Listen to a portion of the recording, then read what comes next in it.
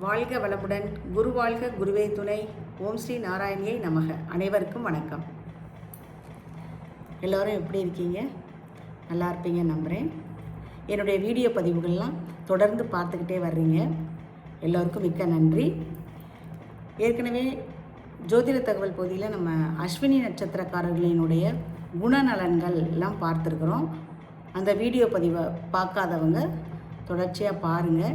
இன்றைக்கி அஸ்வினி நட்சத்திரக்காரர்களினுடைய வழிபாட்டு முறைகள் எப்படி அப்படின்னு பார்க்கலாம். அஸ்வினி நட்சத்திரம் என்று எடுத்துக்கொண்டால் அஸ்வினி அதிபதி கேது பகவான். கேது பகவானை வழிபடுவதும் அஸ்வினி நட்சத்திரக்காரர்களுக்கு மிகவும் நல்லது. அதிதேவதை விநாயகப் பெருமானும் சரஸ்வதி தேவியும். விநாயகப் பெருமானையும் சரஸ்வதி தேவியையும் வழிபட்டு வரும் பொழுது வாழ்வில் நல்ல ஒரு மாற்றத்தை நாம் எதிர்பார்க்க முடியும். மேலும் இந்த அஸ்வினி நட்சத்திரத்தில் காலங்கிநாதர் சித்தர் பிறந்துள்ளார். அவரையும் நாம் வழிபட்டு வரலாம். அவருடைய அருள் கடாட்சமும் நமக்கு கிடைக்கும்.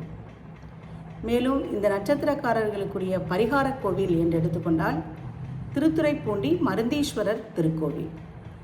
அந்த ஸ்தலத்திற்கு சென்று வழிபட்டு வரும் பொழுது நமக்கு நல்லதொரு முன்னேற்றம் கிடைக்கும். வாழ்வில் மகிழ்ச்சி உண்டாகும். மேலும் மரம் என்று எடுத்துக்கொண்டால் எட்டி மரம். எட்டி மரத்துக்கு நீர் ஊற்றி வழிபட்டு வருவதும் வணங்கி வருவதும் நன்மையை கொடுக்கும். மேலும் முந்திரி பழம் சாப்பிடலாம். முந்திரி பழம் சாப்பிடுவதும் தானம் கொடுப்பதும் இந்த நட்சத்திரக்காரர்களுக்கு மிகவும் நல்லது. மலர், மல்லிகை மற்றும் ரோஜா, இந்த மல்லிகை மற்றும் ரோஜா செடிகளை வளர்த்து வருவதும் பூஜைக்கு பயன்படுத்துவதும் நல்ல வாழ்வில் முன்னேற்றத்தை ஏற்படுத்தி கொடுக்கும். வெற்றியை நமக்கு வரவழைத்து கொடுக்கும். இந்த பதிவு உங்கள் அனைவருக்கும் பயனுள்ளதாக அமைந்திருக்கும் என்று நம்புகின்றேன். இதுபோல் பயனுள்ள தகவல்களை தொடர்ந்து பெற யோகம் ஜோதிடம் இந்த யூடியூப் சேனலை அவசியம் சப்ஸ்கிரைப் செய்து கொள்ளுங்கள். பிடித்திருந்தால் லைக் பண்ணிக்கோங்க, ஷேர் பண்ணிக்கோங்க. ஜாதகம் பார்க்க ஸ்கிரீனில் தெரியும் நம்பருக்கு தொடர்பு கொள்ளலாம்.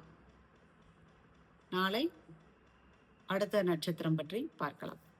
நன்றி. வாழ்க வளமுடன்.